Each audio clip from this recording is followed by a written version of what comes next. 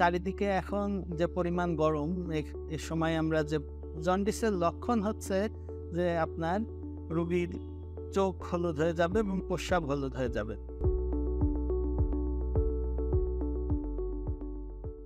আসসালামু আলাইকুম। আমি ডাক্তার আবুল হাসনাত। আজকে আমি আপনাদের সাথে একটি আমাদের কমন স্বাস্থ্য সমস্যা নিয়ে কথা বলবো। এটা হচ্ছে জন্ডিস।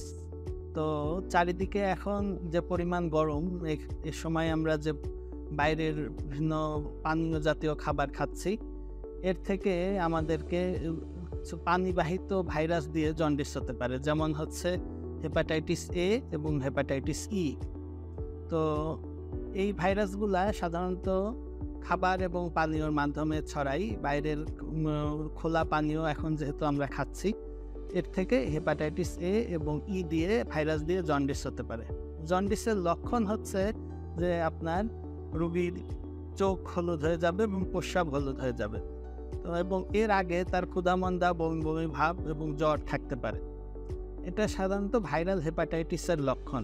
তো কোনো রোগী যদি এরকম জন্ডিসের সমস্যা নিয়ে আসে, তাহলে এটার অনেক কারণ আছে। তার মধ্যে এই গরমের সময়ে পানীয় রিলেটেড যে গুরুত্বপূর্ণ কারণ যে হেপাটাইটিস এ এবং ই ভাইরাস, এটা নিয়ে আমাদেরকে প্রথমে চিন্তাভাবনা করতে হবে।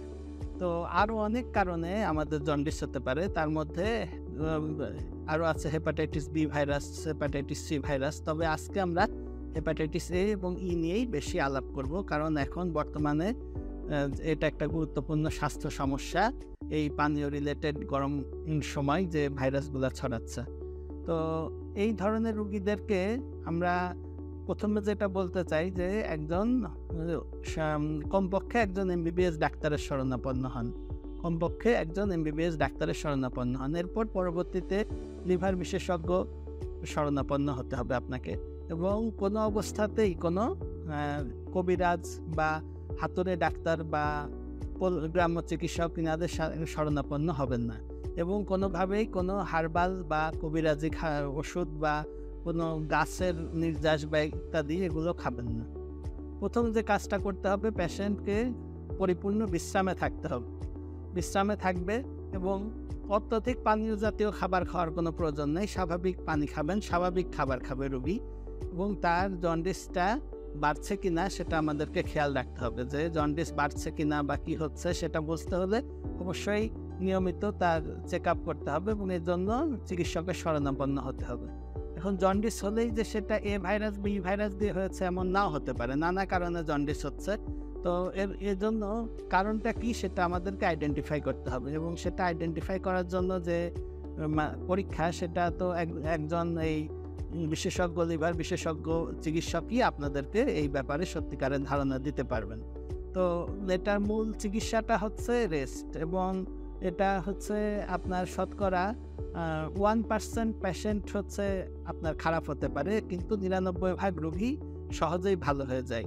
এই জায়গাটাকেই পুঁজি করে আমাদের কিছু যে যারা এই যে কবিরাজ এবং যারা এই যে জন্ডিস চিকিৎসক নামক, এরা এই ব্যাপারটাকে পুঁজি করেই তারা জন্ডিসের চিকিৎসা করছে এবং মানুষরা বিভিন্নভাবে এদের দ্বারা প্রতারিত হয়ে ক্ষতিগ্রস্ত হচ্ছে।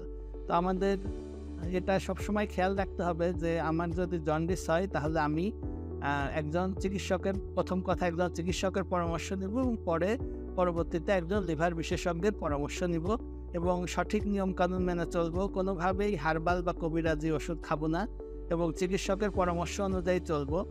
এবং এটা শতকরা 99% ক্ষেত্রে 4 থেকে 6 সপ্তাহের মধ্যে রোগী সম্পূর্ণ সুস্থ হয়ে যায়। কিন্তু 1% বা এর কম ক্ষেত্রে রোগী খারাপ হয়ে যেতে পারে।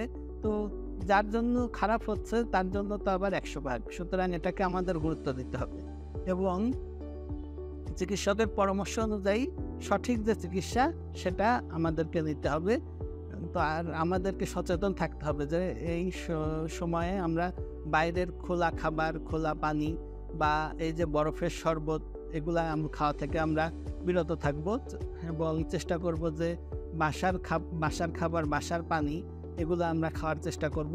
এবং এই বর্তমানে গরমের সময়ে এই জন্ডিস ছাড়াও অন্যান্য পানিবাহিত রোগ যেমন টাইফয়েড, কলেরা, এগুলাও বৃদ্ধি পেয়েছে। এগুলা থেকে বাঁচার জন্য আমাদের খাবার পানির ব্যাপারে সাবধানতা অবলম্বন করতে হবে। সবাইকে অসংখ্য ধন্যবাদ।